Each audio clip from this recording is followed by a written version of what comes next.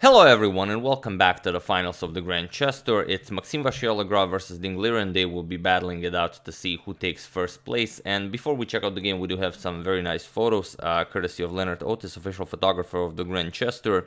Here, the two of them from yesterday's Pro Biz Cup. There you have it. You can see that they are really enjoying themselves. They won everything that needed to be won, and now, they just have to beat each other to take first place. And you don't really win anything aside from more money by being first. Well, you do get the, honor of being first.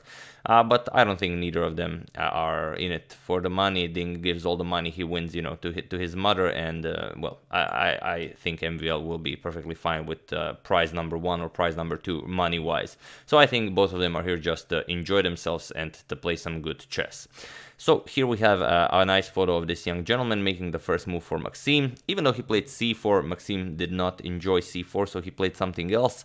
And here we have another young gentleman making the first move for Ding, replying to the first gentleman's move by playing c5. So the two of them did not enjoy the English, so instead Maxime opened with e4. Sometimes, when someone older is making a move for the player, they will ask them, do you want to play this move? And then they will say, yeah, I'm going to play this move, and then they play that move. But obviously, when children do it, they just play a move, and then if the players don't like it, they do something else. Or if you're Woody Harrelson, then Caruana will tell you which move Caruana wants to play, and then Woody will make a different move just to make it a funny moment. So there's that. But yeah, Maxime opens with e4. We have e5, knight to f3, knight to c6, and bishop to b5. A nice Ruy Lopez game. And, well, I forgot to mention, if you failed to see my previous video, the subscribers video 2020 will be in the making, so make sure you're a part of it. More about that in the description below, and well, more about that in the previous video, which will also be in the description below. So Morphy's defense, we have a6, Morphy's defense, bishop to a4, knight to f6, and now castles. We have bishop to e7 by Ding, d3 and b5, so all fairly standard stuff. Bishop to b3, we have d6, a3, and now Ding castles. We have knight to c3, and here knight to a5. Ding is following a game he already played against Magnus Carlsen in the 2017 Championship Showdown, where Carlsen defeated Ding, but in that match, Magnus just massacred Ding. I think that's when Ding really grew as a player. But bishop to a2, and now bishop to e6, countering the a2 bishop. We have b4, bishop captures on a2, rook captures on a2, and now knight back to c6. So everything the same as in the game Carlsen versus Ding in 2017. So bishop to g5, we have queen to d7, connecting rooks, developing the queen, and now freeing the d5 square for the white knight. Bishop captures on f6. We have bishop captures, and now knight to d5, which is a beautiful square for the knight. If you want to kick it away, then you're gonna go knight to e7, but then white will just gobble up the bishop on f6, or maybe not. So we have a5, still everything the same as in the game Carlsen-Ding. We have c4, Ding repeats his move as he played against Carlsen, knight to e7, and this is where the game takes a different turn. Here Ding played rook to c2, in the game he lost against, Magnus played rook to c2, in the game he lost against, in the game he won against Ding in 2017, but Maxime goes queen to b3, and queen to b3 is a new move, so already as of move 17 we have a completely new game. So let's see what Maxime prepared, and it's very, very likely that, well, of course, he knew about that game that Ding lost, as there aren't all that many games that Ding lost. We have b captures on c4 by Ding, knight captures on e7 with check first, bishop captures on e7, and now d captures on c4, saying that, okay, you have a bishop, but my knight will be stronger as it is somewhat of a closed position and all of your pawns are on dark squares. We have a captures on b4, a captures on b4, and now queen to c6 by Ding, attacking the e4 pawn, rook to e1 defending, and now Ding trades with rook captures, queen captures, and now comes rook to a8, pushing the queen back. Queen to b3, and now g6, making a room for the king so you don't have to worry about any back rank weaknesses. We have b5 by Maxime, queen to c5, and now comes queen to c2. So keeping an eye on all the pawns, and now the rook can move. You don't have to keep an eye on the e4 pawn with the rook. And here Ding can choose a few moves. For example, rook to a3 is a nice idea, activating the rook, maybe then putting the queen behind the rook. So maybe you can even go to a2 with the rook. But the move Ding played is much more enjoyable, as we already mentioned that this is a passive bishop. All of his pawns are on dark squares. So here Ding just gives up a pawn and frees this diagonal for his bishop. So Maxim captures it, and now just bishop to d8. He's now going to go to b6 and put pressure on the f2 pawn. We have knight to d2 by Maxim, bishop to b6, now threatening queen captures on f2, and now knight to b3, attacking the queen, and only now does Ding recapture on c6. We have rook to a1, offering a rook trade, but now rook to c8, now again going after the c4 pawn. We have rook to c1 defending, and now h5. We have h4. Maxim also makes an escape route for the king if needed. And now rook back to a8. You are not winning the c4 pawn, so now you want to get some activity for your rook. Rook back to a1. Of course, Maxim will not give Ding the open a file. Rook captures on a1. We have knight captures on a1. And now queen to d7. Queen to d7, the queen is very, very useful there. You can go to g4. From there, you can attack a lot of pawns. So after g3, we have g5 by Ding. And here, the problem with capturing, for example, on g5 is queen to h3. It's a really powerful move, and white will have to play very passive moves, because queen captures on g3 is a huge threat since the f2 pawn is pinned. So here, first queen to d2, threatening queen g5 check. We have g captures on h4, and now comes the moment from the thumbnail, which I really enjoyed. The problem now with queen to g5 check, king f8, and queen recaptures on h4, which was Maxim's idea, is queen to a4, and you lose here.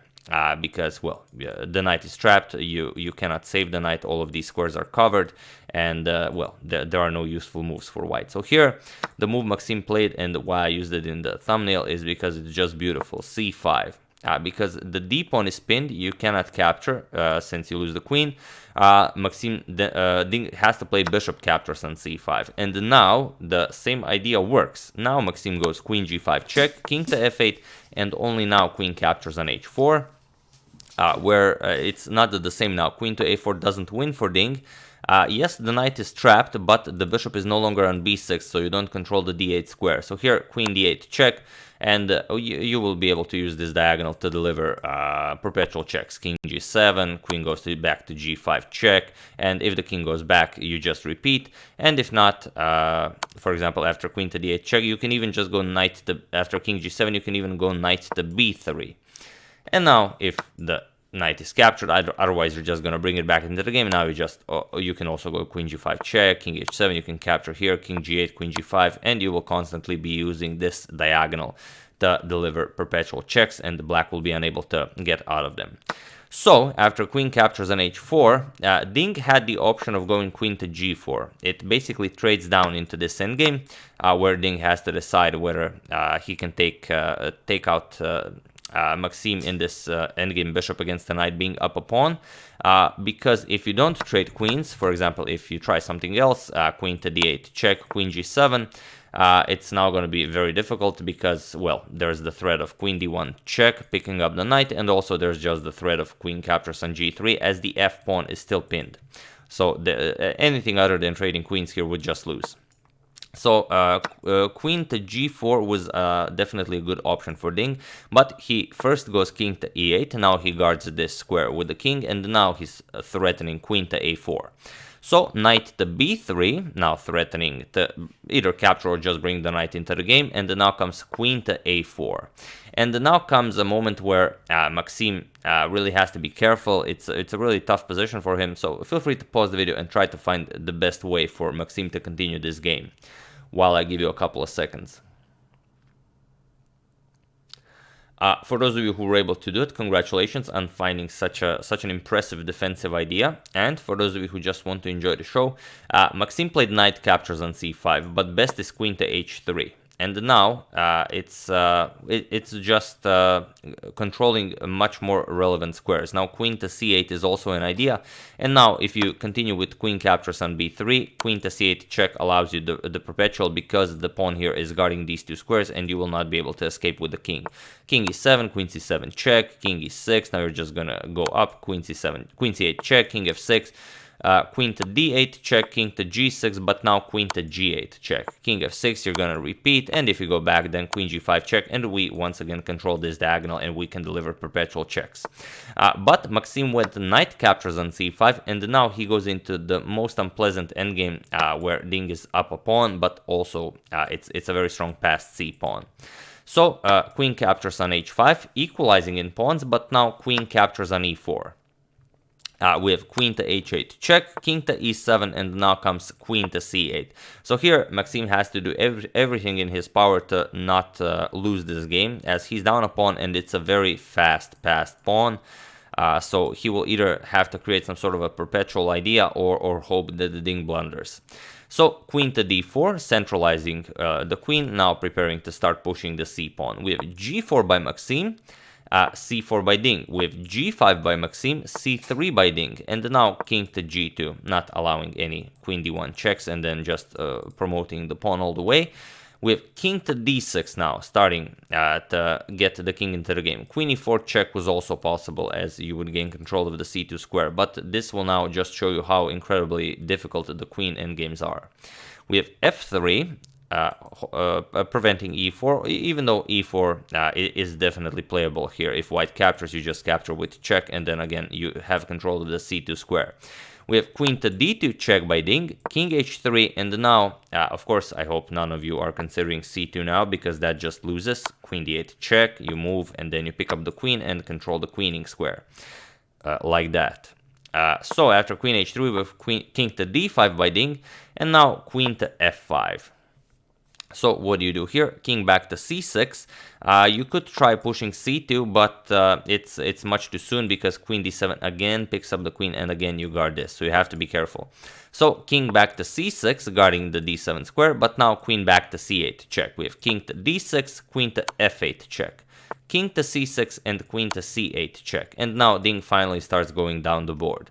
We have queen to b7 check, king to c5, and now queen to a7 check. And here, for some reason, Ding didn't go king to b4. It he does have to allow queen captures here, and then just queen captures on g5.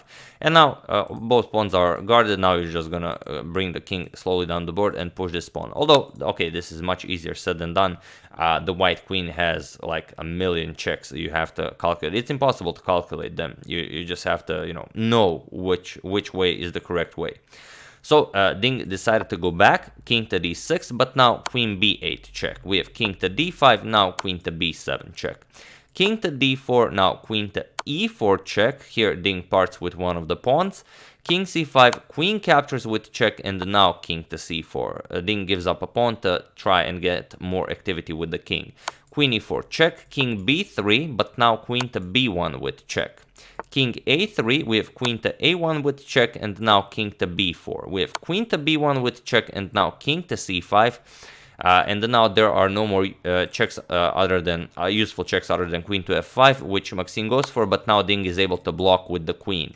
We have queen to c8 check, now comes king to d4. Queen to g4 check, king to d3. And now there really are no more useful checks. So Maxim plays g6, and it's another incredibly resourceful move by Maxim. And here Ding really started thinking, and he really started wasting time, and he wasted almost all of his time. He went down to like 1 minute, and well, I'm not gonna tell you what Ding played, but feel free to pause the video and try to figure out what you would play here if you had black pieces. Well, I give you a couple of seconds. So for those of you who were able to do it, congratulations. It's definitely not an easy move to find. And for those of you who just want to enjoy the show, the move to play is f captures on g6. And everyone was like, Ding did not play this. Ding continued with c2. And everyone was like, how come Ding didn't see it? The engines are just screaming f captures on g6. The problem is f captures on g6 is not, a straightforward thing to see. For example, after queen captures on g6 check, you're going to have to go to d2. Queen g2 check, king to c1. And again, you will have to allow so many checks. Check, king to c2, you're going to go queen f2 check. King, now you can block with the queen d2. Now queen to b6, not allowing the king to escape, so you can start pushing your c-pawn. And now the point is you have to go king d3, queen to g6 check, king to e3, and now you have to, after queen g1 check, pick up the f3 pawn. And this way you remove everything from the board, and you're just left with this one pawn. And then you have to know that this is winning after another million checks that the white queen delivers. You will have to hide somewhere, block some checks with the queen, and then start advancing your c pawn. So even though if you put this position to an engine, of course the engine is filled with table bases, he will just scream, yes, of course g captures, f captures on g6 is winning. But for a human, it's not all that simple. f5 also a very hard, very difficult move to calculate. Queen f4, and now again, what do you play here? Queen to e6. If you go after the pawn, just g7. And if c2, now you get g8 queen. And after queen captures on g8, you get queen captures on f5 with check. And again, now the black queen is too far away for the black king to hide from all the checks and to also defend the c2 pawn. So here, Ding played c2. He was already down to 1 minute and something. And, well, probably he miscalculated mate. Because here Maxim played g captures on f7, Ding continued c1 queen, and Maxim also played f8 queen. And here Ding played queen to h1 check, king to g3, and queen to e5 check. And this is the problem, and this is something that happens to a lot of people. Calculating games where there are 2 queens on the board is extremely hard, as you've just seen. Where there are 4 queens on the board, I don't think it's possible for a human. So here, if queen blocks with queen to f4, then you have just queen to e1, and now it's mate. Okay, the queen covers everything, and this queen delivers check, so this is mate. Problem is, Maxim just blocked with the other queen, and this is probably something Ding missed during his calculation, and now there is no more mate. So Ding continued, queen g1 check, king h4, queen to h1 check, king g3, queen e to e1 with check, king to g4, queen h to h4 check, king to f5, now queen to h5 check, king to f6, and now queen to a1 with check. And it's a really weird formation, and you might think that, okay, there must be mate somewhere in there, but there isn't. So king e6 by Maxim, queen to a2 check. Ding tries to go do some laddering with the queen b2 check, king e6, queen b3 check. King goes back, queen back to b2 with check, queen c3 check doesn't help because you're not reaching the c4 square. King e6, queen b3 check, king f6, queen c3 check, now king to e6, and now you can just repeat moves here as you don't have any more useful checks. If you go here, then either of the queens can block, it's not a problem. So queen g6 check, but now queen 4 to f6 just blocks. If you play this queen, then okay, here black is winning after queen to c6 check because you don't have a way, you're gonna lose one of the queens, either that or get mated. So queen to c5 check, you're gonna go king back to e6, and now queen to e check wins because the king has nowhere to go. You're gonna have to block, and then just queen captures will be made. So here, of course, Maxim doesn't make that mistake. He goes queen 4 to f6, blocks. We have queen to c6 check, but now king to e7. This move saves Maxim. Queen c5 check, king to e6, queen to c6 check, king to e7, queen to c7 with check, king to e6, now queen b6 check. King to e7, and now queen c5 check. So exploiting all of the options, maybe hoping that Maxim will blunder something. King e6, queen c to f5 now with check. Of course, you cannot capture. Here, king to e7, and the Ding just played queen to c5 check, and it was in this position that the players agreed to a draw. If you wanted to force a draw, you could also just trade queens, for example, captures, and play king here, and you will grab this pawn. Either if the king moves or you push the pawn, doesn't really matter. It will be a draw by insufficient material. So you could also draw it by force, but Ding prefers queen to c5 check, and like I said, it was in this position on move 90 that the players agreed to a draw. So really impressive stuff. Ding basically created something out of nothing with the black pieces. MVL had that opportunity to play queen h3, but it was a really complicated position, and Ding really created something out of nothing. But this just shows you how incredibly complicated the queen and pawn endgames are. really just insane stuff. It's impossible to calculate. Okay, if Ding didn't find it, then I mean, who has a chance? I have one of the games where I actually uploaded it on my channel. I had a queen and pawn endgame where I was up a pawn against my teammate, and then I blundered a win, and then I didn't want to draw, and then I just lost that game. So that's the queen and pawn endgames are the worst. So yeah, that's the game. I do hope you enjoyed it. Let's check out this beautiful photo one more time. It's just a very, very inspirational photo. I could just look at it, you know, I could just, you know, hang it on my refrigerator. It's just a very positive photo, you know, two good gentlemen just enjoying their time. So yeah. That's the game. I do hope you enjoyed it. We're going to show Magnus versus Levon, of course, but this is the game for the first place, so I decided to show this one first. I would like to thank Shy Cross and Adam Decker for a contribution to my channel. Thank you a lot. I really appreciate it. As usual, you can check 2 of my previous videos here. Thank you all for watching, and I will see you soon, continuing the coverage of the Grand Chess Tour, checking up on your wonderful suggestions, and like I said, do check out the links in the description below and be a part of the subscribers video. Thank you all, I will see you soon, and have an excellent rest of your day.